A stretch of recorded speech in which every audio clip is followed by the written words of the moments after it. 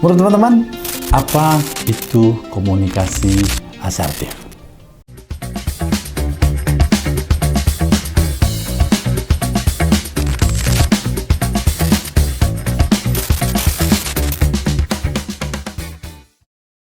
Dalam beberapa literatur yang disampaikan oleh para ahli dan KBBI, asertif artinya terbuka.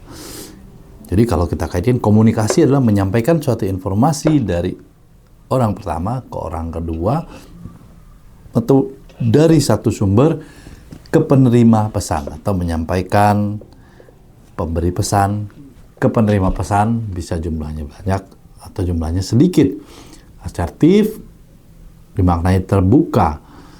Jadi bila kita menarik sebuah kesimpulan, komunikasi asertif adalah komunikasi yang membuka ruang-ruang ekspresi, yang membuka ruang-ruang opini, membuka ruang-ruang yang nantinya akan membuat komunikasi itu menjadi komunikasi yang positif, suportif, dan saling membangun. Alih-alih komunikasi satu arah, komunikasi asertif diharapkan menjadikan komunikasi yang aktif, komunikasi yang datang dari dua arah. Nah, lalu bagaimana kita bisa menyampaikan atau bisa sampai pada titik komunikasi asertif? Maka kita harus paham dulu siapa diri kita dan siapa lawan bicara kita. Karena apabila kita tidak paham, komunikasi asertif tidak akan pernah tercapai.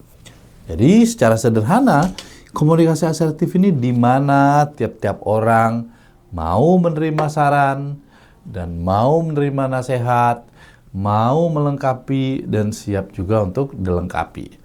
Sehingga masing-masing pihak menyampaikan opini atau informasi atau pendapat yang berbeda dalam posisi kepala dingin, dalam kondisi jiwa yang lapang, yang nantinya akan membuat hasil komunikasi itu menjadi keputusan bersama yang diakui, yang bisa dikerjakan bersama tanpa ada rasa kesal, tanpa rasa dongkol di dalamnya. Komunikasi asertif ini biasanya berguna saat kita dalam sebuah rapat, menyampaikan pesan kepada anak-anak, atau menyampaikan sesuatu yang kira-kira itu penting dan krusial, yang nilainya ingin kita sampaikan kepada seseorang. Jadi, komunikasi asertif ini bukan ditekankan pada satu orang, melainkan kepada dua pihak yang sedang melakukan komunikasi. Lalu apa yang bisa kita maksimalkan di dalam komunikasi asertif ini?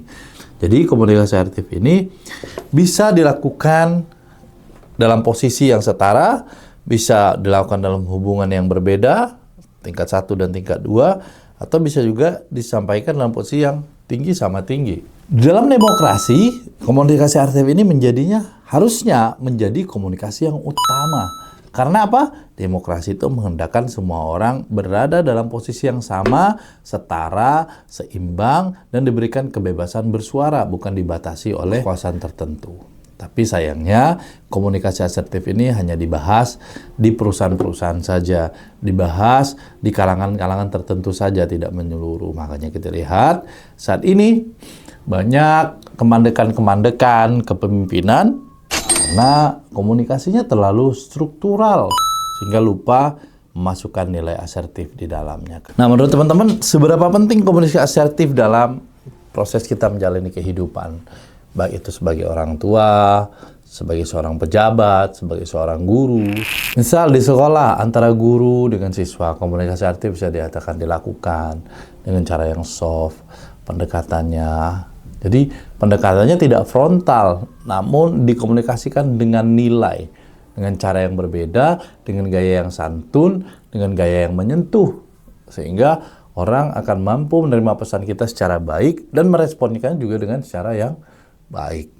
Nah, misalnya ketika kita sedang berjalan, tiba-tiba ada yang rem mendadak di depan kita. Tahu-tahu karena kita lagi kencang, kita menabrak.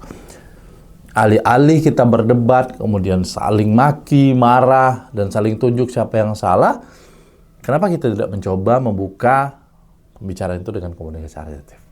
Mulai dengan senyuman, bagaimana Pak, izin, sebelumnya mohon maaf, karena saya sudah menabrak kendaraan Bapak.